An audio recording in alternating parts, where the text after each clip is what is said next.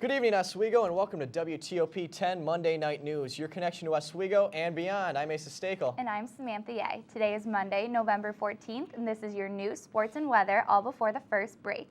Let's take a look at your top stories. 10 News starts now. Herman Cain follows Rick Perry's lead and makes a cringe-worthy mistake himself. Cain is downplaying an awkward moment that happened this morning when he was asked in an interview if he agreed with President Obama's actions in regard to the uprising in Libya.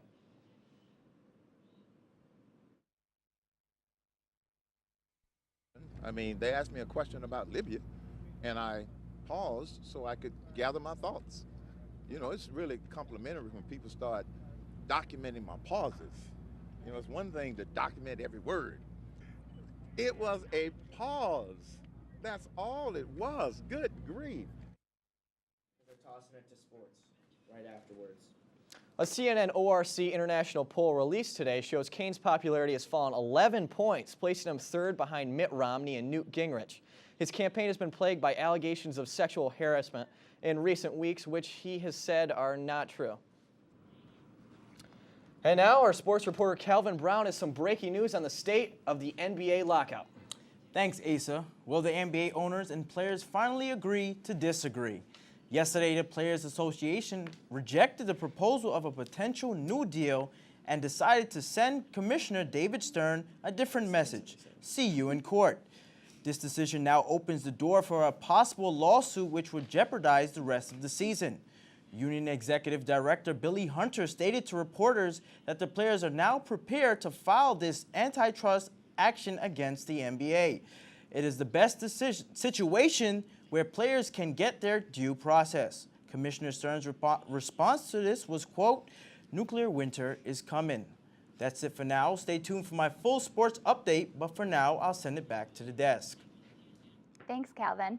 Boeing and Emirates Airlines have signed an $18 billion deal, the largest deal in the aircraft manufacturer's history, to supply the airline with 50 aircraft, with options to expand the deal even further. U.S.-based Boeing has agreed to build 50 of its airliners for the Dubai-based Emirates Airlines, the company said. The agreement contains options to supply an additional 20 aircraft, which could add up to $8 billion to the deal. All right, we were going to take a look at outside weather, but unfortunately we can't. We're going to go straight to our story on Sandusky. Another new twist in the More growing than a Penn week State after child Jerry abuse. Founded to help kids at risk, the Second Mile is now investigating itself. Jack Rakowitz has been removed as CEO. He's been with the group for 28 years, and an outside law firm has been hired that includes former Philadelphia District Attorney Lynn Abraham. We briefly caught up with the interim head of the Second Mile. Can this organization survive? I think that it is a challenge that we're looking at right now. I think it would be unrealistic for me to say that it's not going to be a tough challenge. What we're doing is we're meeting with all the people we sponsor and all the people that sponsor us. Jerry Sandusky left the group in 2008, the organization says, when the former Penn State defensive coordinator told him he was being investigated, but that there was no truth to sex abuse allegations made against him. Sandusky still maintains his innocence. But the CEO of the Second Mile was mentioned in the grand jury report concerning a 10-year-old boy in 2002 who was allegedly raped in a Penn State locker room shower by Sandusky. The athletic director testified he was told of conduct described as horsing around, but not of sexual conduct. In a statement last week, former Second Mile CEO Jack Rakowitz said at no time was the Second Mile made aware of what was alleged in the grand jury report. Instead, he said he was told by Penn State's athletic director that someone saw Sandusky in a shower with a boy and that an internal review found no wrongdoing. True TV correspondent and attorney Gene Casares says, like the university, the Second Mile could face civil lawsuits. The civil suits They haven't even begun to be lined up yet. We've just learned that victims may be getting civil attorneys now. And how many more victims are there that have not surfaced? Despite all the turmoil, there are some who feel Second Mile is still worth saving. Pat Sullivan is the principal of a small local high school where he says some of his students have benefited from a Second Mile leadership program. Given what's happened, should this organization survive? It's going to be disappointing if it doesn't. I know there's going to have to be structural changes at the leadership position for it to survive, but you know, it's impacting hopefully in a positive way thousands, last count 100,000 kids a year. Some terrible allegations in Penn State, to say the least. Definitely. But now we're going to take a look at outside weather with Robert Camille. Robert, how's it going out there?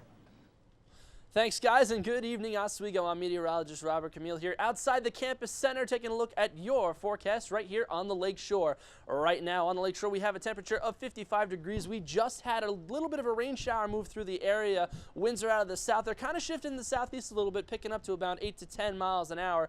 And the pressure is currently falling because we have a low pressure system coming up behind this cold front. Taking a look at our radar right now, you can see that cold front moving through with all the heavy rain. And we're starting to clear out a little bit here tonight. Looking at our 3-day forecast, we got a little bit of a chance of rain tomorrow, mostly cloudy skies. For tomorrow, Wednesday, we're going to have a chance of rain, and Thursday, you can see it right there, a little bit of snow possibly coming into the area. That's it for now. I have your full forecast coming up a little later on the newscast. Back to you in the studio.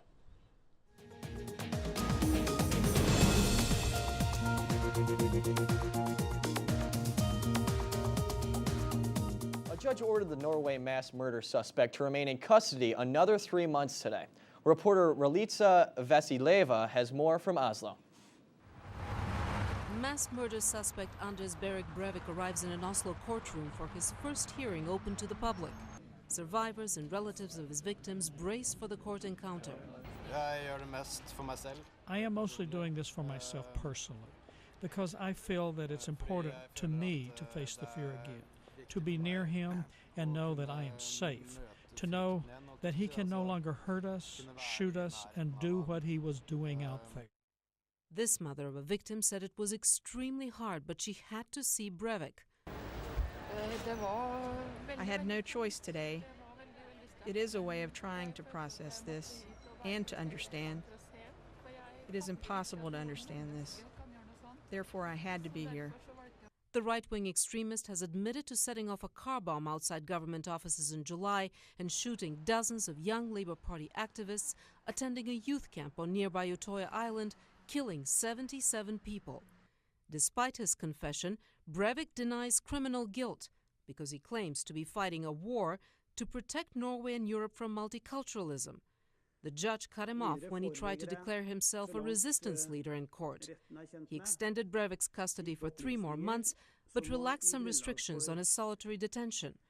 The court finds Breivik is not insane, and there's no evidence he had accomplices. His trial date is now set for April 16th. Relitsa Vasileva reporting. A strong earthquake hit waters off eastern Indonesia today, sending people along the coastlines fleeing to high ground. However, officials have said there is no threat of a tsunami. The quake had a preliminary magnitude of 6.6 on the Richter scale. The intense quake scared many coastal residents, but the Indonesian Geophysics Agency said there is no danger of a seismically triggered wave.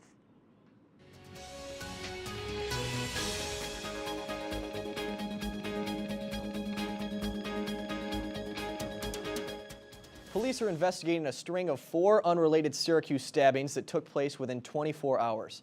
The first stabbing occurred at 2:30 a.m. Sunday in front of Acropolis Pizza. The second at 3 a.m. during an attempted robbery at the corner of Clinton and West Fayette Streets.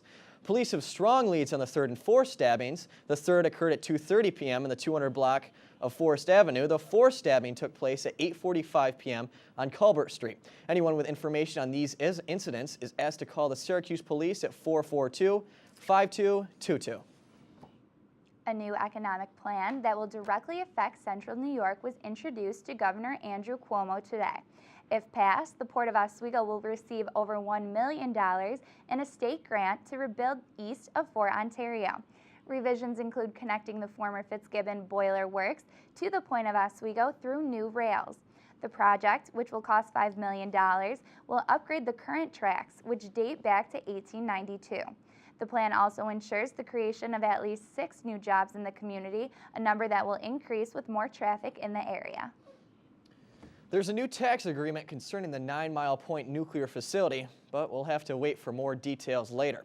According to the Pal Times, County Administrator Philip Church would not divulge the length of time for the tax agreement nor any money figures today.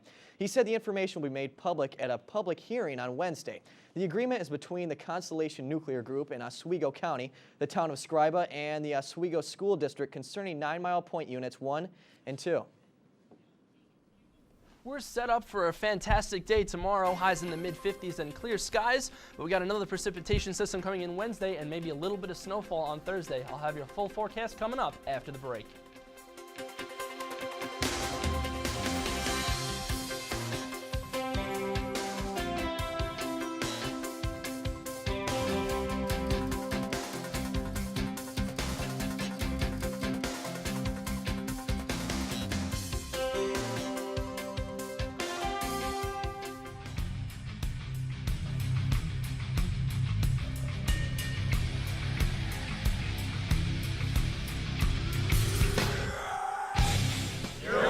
WTOP, your home for Laker hockey.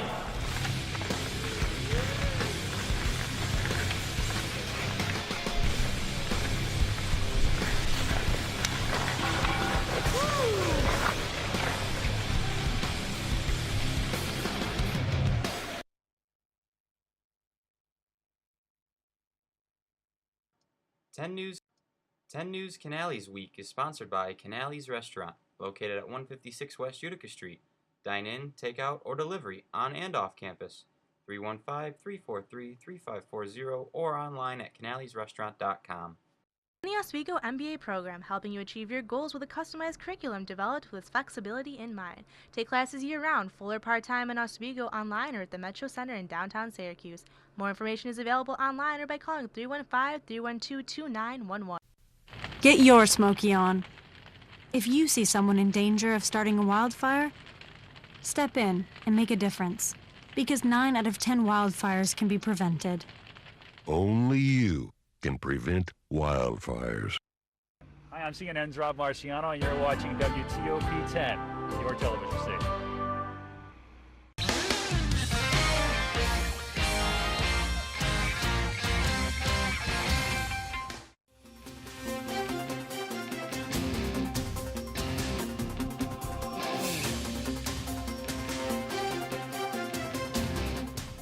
There's a new minor program at SUNY Oswego, and it's the greenest one yet. Students can now minor in sustainability studies. The new area of study resulted from the growing interest in environmental studies by students and faculty. Students enrolled in the sustainability studies minor will take classes in both geology and political science courses. The announcement of the new program is an expansion of the Going Green efforts found across the SUNY Oswego campus. The environmental conservation efforts officially started when President Deborah Stanley signed the American College and University President's Climate Agreement in 2007. SUNY Oswego has been recognized as a top Fulbright scholarship producer. Fulbright, an international educational exchange program, recognizes U.S. professors teaching overseas. 2 Oswego faculty members are currently studying and teaching on Fulbright Awards, Dr. Geraldine Forbes and Dr. Faith Mena, who are teaching in India and Kenya. In addition to Forbes and Mena being recognized, Dr. Joshua McCone of the International Education Program was recognized as well. Dr. McCone has been invited to participate in a Fulbright International Education Seminar in India this spring.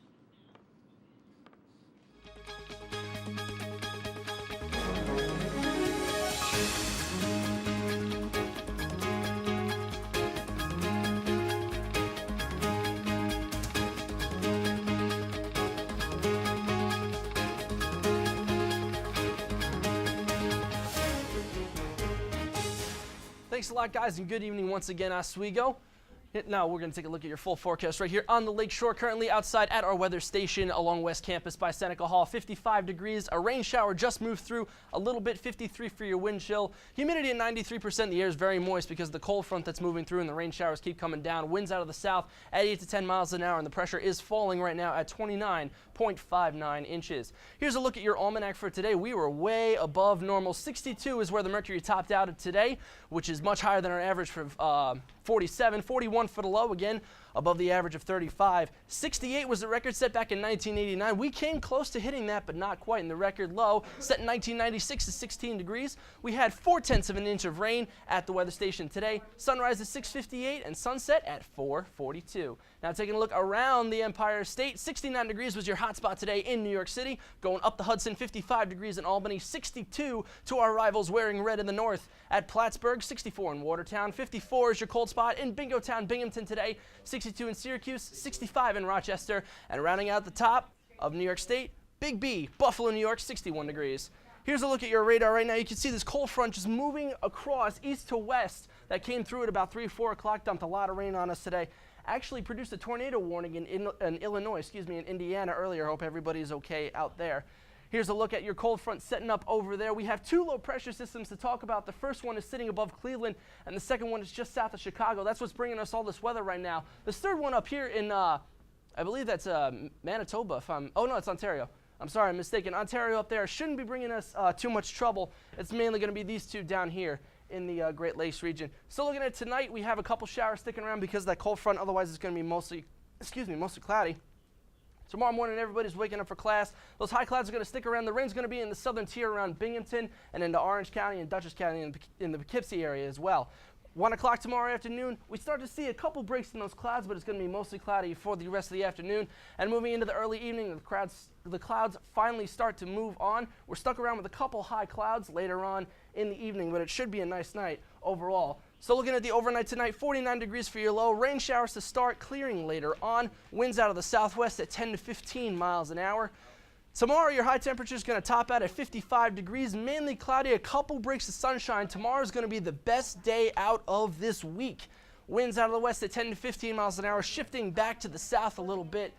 Tomorrow night, 45 degrees is where your low is going to be, mostly clear. A sprinkle or 2 overnight, winds out of the south at 10 to 15 as we take a look at your extended forecast. Here's why I said that Tuesday is going to be the best day of the week. Wednesday, we got another chance of rain coming in later on in the evening.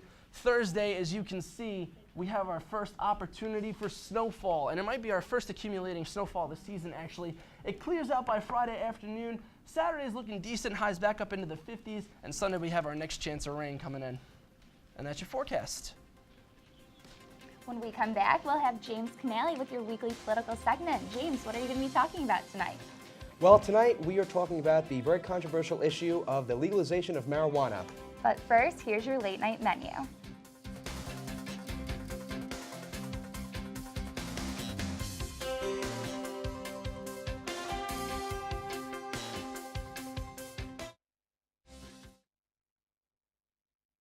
Hi, I'm CNN's Rob Marciano, and you're watching WTOP 10, your television station.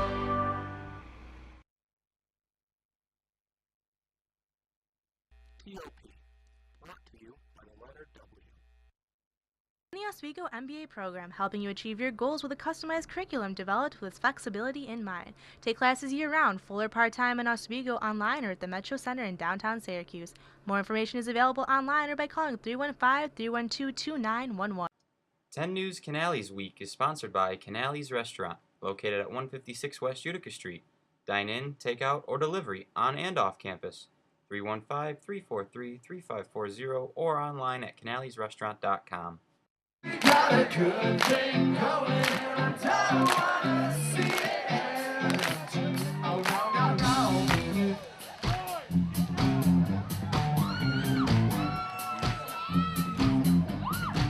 Hi, we're Real Big Fish. And you're watching WTOP 10. Like the number. I'm lucky.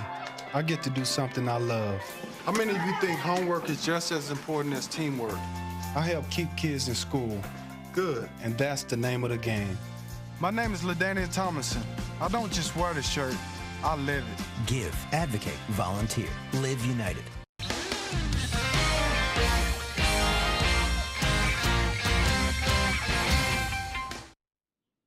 now, here's James Canali with your weekly political segment.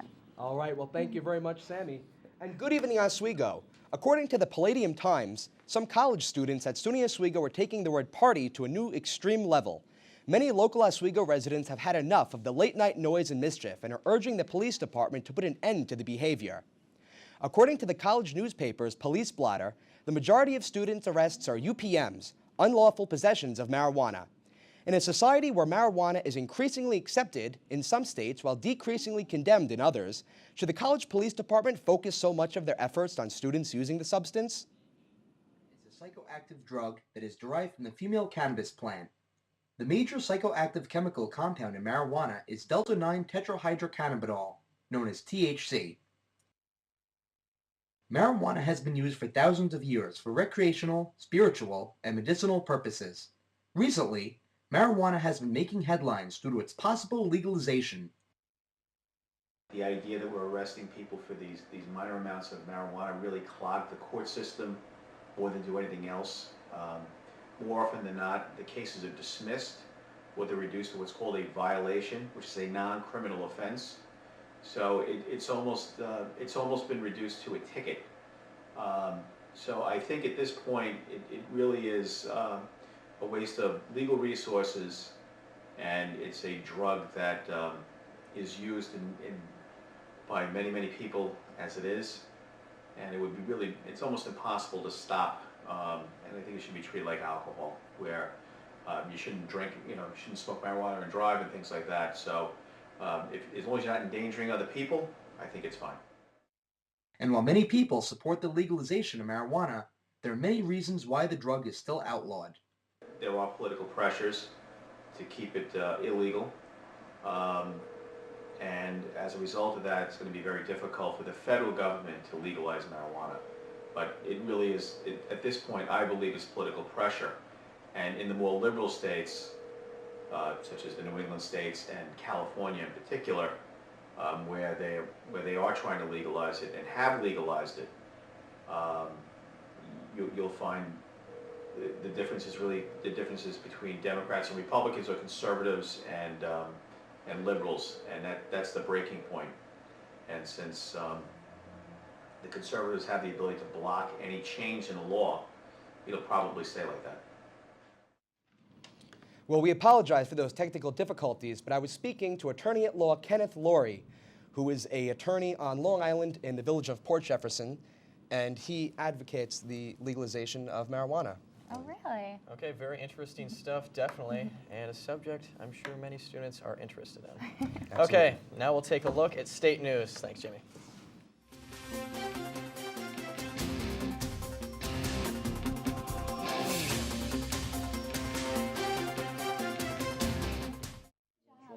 President Obama is responding to some of the comments made by Republican hopefuls who are vying for his job. Dan Lathian has the story.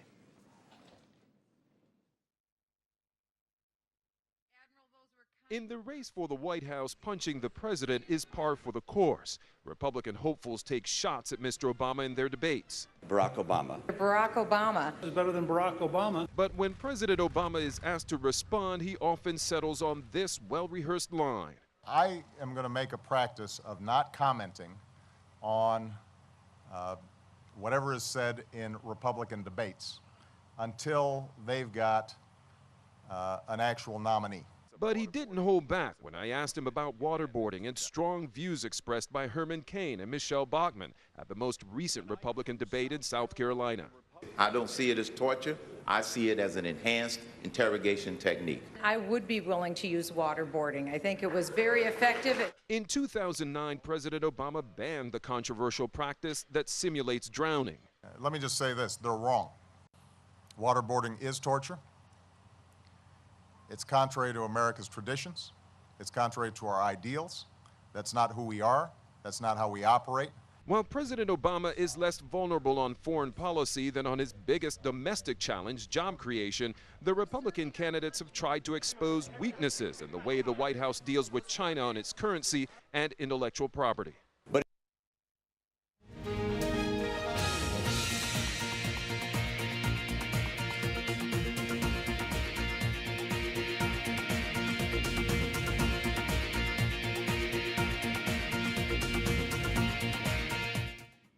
men flew to San Francisco in an effort to crash Jim Harbaugh's party. Let's see if they did. Here's a look at the highlights. Patrick Willis and the rest of the team look to prove that their 6-game winning streak isn't a fluke. In the third quarter, Eli Manning drops back and to Mario Manningham at the end of the end zone for a touchdown to put the Giants up 13-12. Then in the fourth quarter, Alex Smith passes to Vernon Davis, and he can go all the way. Boom! So he scores to put him up 13-18. Then they must go for 2, and they get it. Alex Smith to Michael Crabtree, and they go up 13-20. Then in the fourth quarter, Eli Manning tries to find Manningham again, but is picked off by Carlos Rogers. That's his second of the game. Jumping to 40 seconds left, Eli Manning on fourth down, but he doesn't get it. It's batted by Justin Smith, and that's how it ends. The 49ers win 27-20, and the 49ers improve to 8-1. In other shocking news, the Houston Texans will have to go without the rest of their season without their starting quarterback. Matt Schaub has been ruled out for the rest of the season due to a fracture in his foot. Coach Gary Kubiak stated earlier that Schaub injured a foot on a QB sneak out of the end zone in the second quarter, but he still remained in the game. The team has decided to bring in a specialist from Indianapolis before undergoing any further examinations. Matt Leinart is in place to take over Schaub, and the Texans are 7-3 and won 4 straight and share the AFC's best record with the Pittsburgh Steelers. And in local news, the Oswego men's hockey team dropped from number 1 to number 2 in the USCHO poll following Saturday night's game against Marsville. The Lakers game ended in a tie when it almost looked like the team was going to be blown out. After the second period, the Lakers were down by a score of 3-1, but managed to come back and send the game into overtime. Unfortunately, there was no shootout. The referees called it a game, and it was a tie. The Lakers are now 5-1 with 1 tie. That's it for sports. I'm Calvin Brown, and now back over to the desk. All right, well, great job, Calvin. And, Matt Schaub's gone, but he's also off my fantasy team. I think that's bigger news. I don't have a fantasy football team. Sorry about that. But when we come back, we'll take a look at the lighter side of news. Well, first, take a look at your Thanksgiving break transportation information. What's up?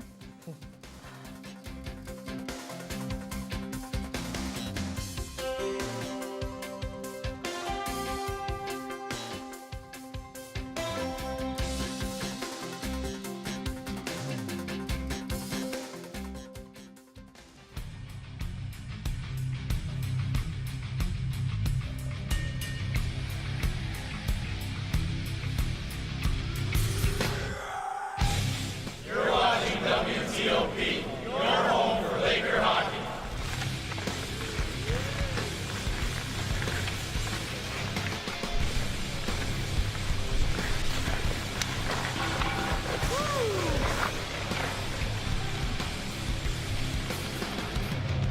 SUNY Oswego MBA program, helping you achieve your goals with a customized curriculum developed with flexibility in mind. Take classes year-round, full or part-time in Oswego, online or at the Metro Center in downtown Syracuse. More information is available online or by calling 315-312-2911. 10 News Canales Week is sponsored by Canales Restaurant, located at 156 West Utica Street. Dine in, take out, or delivery on and off campus. 315-343-3540 or online at canalesrestaurant.com. So you can't save money? That's easy as pie. Drink from the tap. A $3 bottle of water a day times 10 years times 6% interest is over 14,000 clams. Small changes today, big bucks tomorrow. Feedthepig.org. Hi, I'm CNN's Rob Marciano, and you're watching WTOP 10, your television station.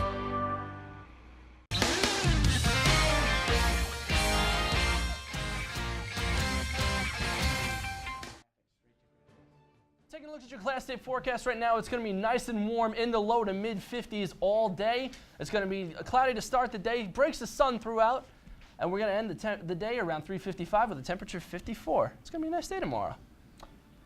Okay, and I guess we'll wrap it up there, Rob. Thanks for the forecast for the 10 News team. I'm Calvin Brown. I'm Rob Camille. I'm Samantha Yeh. And I'm Asa Stakel. I hope you enjoyed the ride. Good night.